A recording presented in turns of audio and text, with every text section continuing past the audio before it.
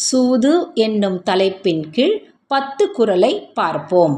வேண்டற்க வென்றிடினும் சூதினை வென்றதூவும் தூண்டிற்பொன் மீன் விழுங்கி அற்று. வெற்றியை பெறுவதாயினும் சூதாடும் இடத்தை நாடக்கூடாது. அந்த வெற்றி தூண்டிலின் இரும்பு முள்ளில் கோத்த இரையை மட்டும் விழுங்குவதாக நினைத்து மீன்கள் இரும்பு முள்ளையே கவ்விக்கொண்டது போலாகிவிடும். ஒன்றெய்தி நூறிழக்கும் சூதர்க்கும் உண்டாங்கொல் நற்செய்தி வாழ்வதோர் ஆறு. ஒரு வெற்றியை பெற்ற மகிழ்ச்சியில் தொடர்ந்து ஆடி 100 தோல்விகளை தழுவிக்கொள்ளும் சூதாடிகளின் வாழ்க்கையில் நலம் ஏற்பட வழி ஏது? உருளாயம் ஓவாது கூறிற் பொருளாயம் போஒய் புறமே படும்.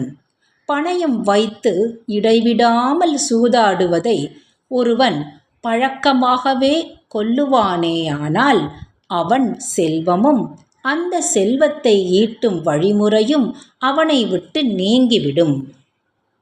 சிறுமை பல செய்து சீரழிக்கும் சூதின் வறுமை தருவதொன்றில்.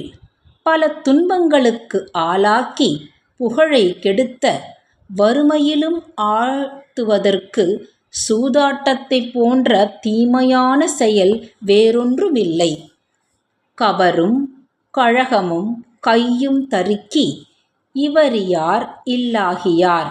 சூதாடும் இடம், அதற்கான கருவி, அதற்குரிய முயற்சி ஆகியவற்றை கைவிட மனமில்லாதவர்கள் எதுவும் இல்லாதவர்களாகவே ஆகிவிடுவார்கள்.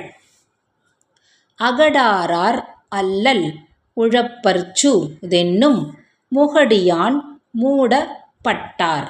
சூது எனப்படும் தீமையின் வலையில் விழுந்தவர்கள் வயிறார உண்ணவும் விரும்பாமல் துன்பத்திலும் உழன்று வருந்துவார்கள். பழகிய செல்வமும் பண்பும் கெடுக்கும் கழகத்து காலை புகின்.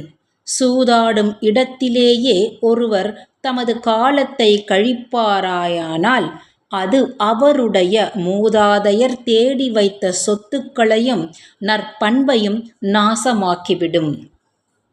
பொருள் கெடுத்து பொய்மேற் கொளீஇ அருள் கெடுத்தல்லல் உழைப்பிக்கும் சூது. பொருளை பறித்து பொய்யனாக ஆக்கி அருள் நெஞ்சத்தையும் மாற்றி துன்ப இருளில் ஒருவனை உழல செய்வது சூது. உடை செல்வம் ஊனொலி கல்வி என்றனைந்தும் அடையாவாம் ஆயங்கொலின்.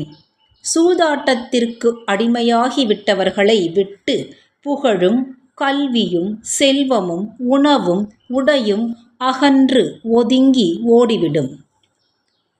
இழத்தொரூஉம் காதலிக்கும் சூதே போல் துன்பம் உழத்தொரூஉம் காதற்றுயிர்.